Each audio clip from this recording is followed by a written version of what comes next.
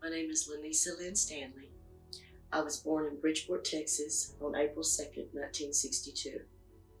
I grew up in a little bitty community called Flatwood, in between Decatur and Boyd. Flatwood was like a different world from growing up and moving into Decatur. At Flatwood, it was mainly my family, so I was protected, I was loved, I was taught that you don't judge a person by their color or what they're wearing or what they're driving or what they live in. You judge the person by their actions. When I started school in Paradise at a very early age, I could see what the rest of the county was like. It wasn't like what I had been taught at home. I remember one time there was a family that moved in. I was in the 5th grade. And it was the first African-American family to move to Paradise as far as I knew. This was in the 60s. And she was in kindergarten, a beautiful little girl, smiling, ready to get onto the bus. And the first day she rode the bus, they tormented her. They terrorized that little girl. They pulled her hair.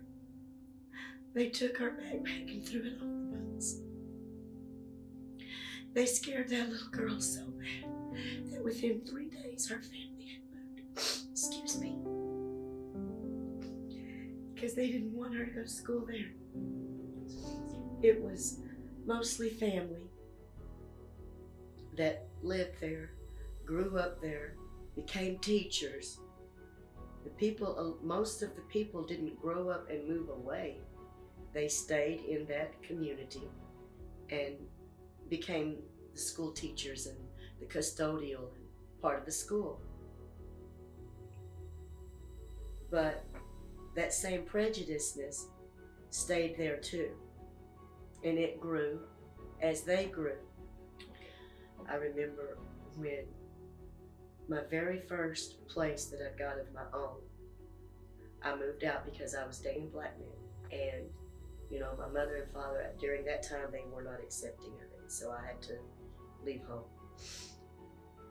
And I moved into 8 Decatur apartments. By now, my baby was born, and he was 3 months old. And I called him JR because I named him Jimmy Ray Jr. And,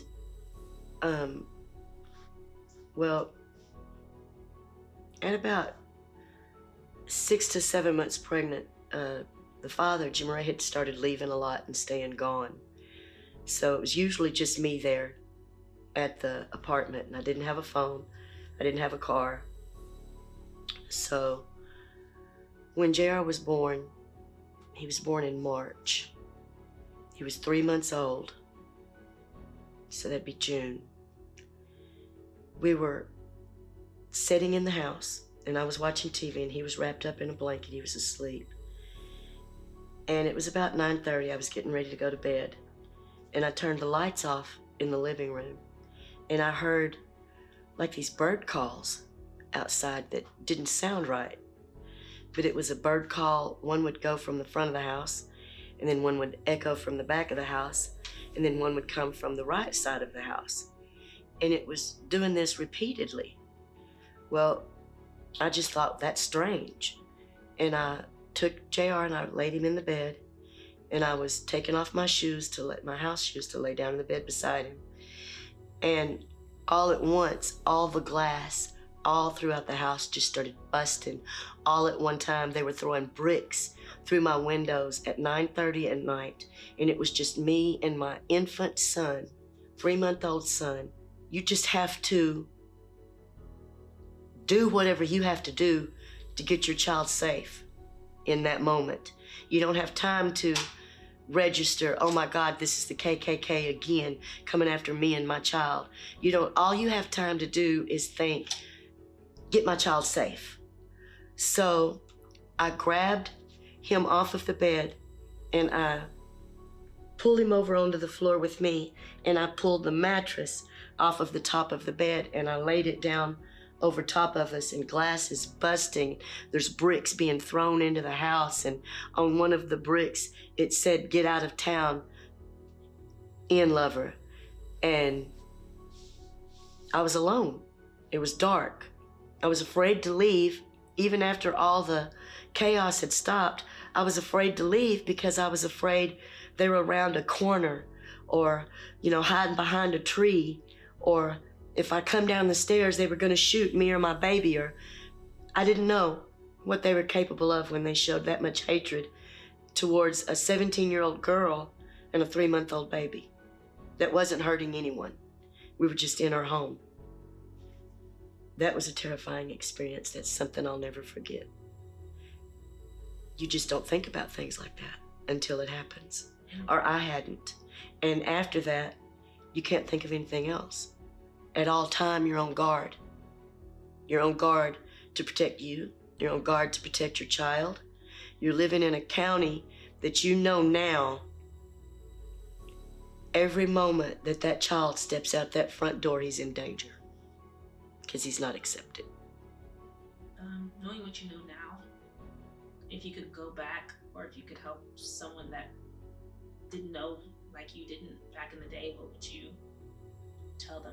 First thing I would tell them is make sure that your children know that they're loved from inside the home.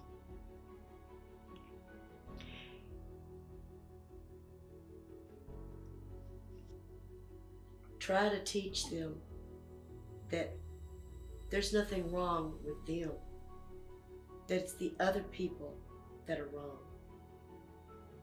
It's hatred, it's ignorance, it's people get scared of things that they don't know and they don't want to know and they can't accept. So fear makes people act stupid. My advice to them would be, look above that. Be stronger. Show them who you are and what you're made of. Because you're beautiful. Don't let them ruin your life. Young people, don't let hatred ruin your life. Don't get caught up in the scene that they want. America wants the young black youth to be in prison, to be incarcerated, to be beat down and scared of saying what's right. Don't be afraid, but be smart of how you do it. Don't play into their hands. Be smarter than they are. Get your education. Be smarter than they are. And don't react from hatred with more hatred, because it just grows more hatred. That would be my advice. What does the Black Lives Matter movement mean to you? For me, the Black Lives Matter movement means finally, people are at least starting to see the real truth, to really see it and not cover it up, to not hide behind politics and money. It's a chance for doors to start opening and for things to start changing if people would really stick to it and not just push it under another cause and forget about it. If we do this again as a nation, we'll never come up. We will never come up and unite as a people. We're tearing ourselves down by not including everyone. Everyone deserves a chance. Everyone deserves to be loved and heard and have a chance to make a life and love their children and be together and have a good education. No skin color, no dollar sign should ever. The police have been doing this all along. It's just now starting to be seen worldwide. This has been going on all along, and it's been pushed under and pushed over and swept under the rug, and people have just completely ignored it, but it's been going on, and they know it. They know it's been going on. You have to teach your kids, if you're a black person in America and a policeman pulls you over, you've got to make sure that your hands are nowhere near your pockets. You can't reach for your glove compartment to show them an ID. You've got to make sure that they can see your hands. They'll ask you, hold your hands up, show me your ID. You start to show them an ID, show me your hands. You know, there's so much fear and confusion and hatred. Something's got to change. Something's got to change. Maybe my grandchildren have a chance of not having to grow up in the same type of world that my boys grew up in. Because if everybody can get the grasp of this, of the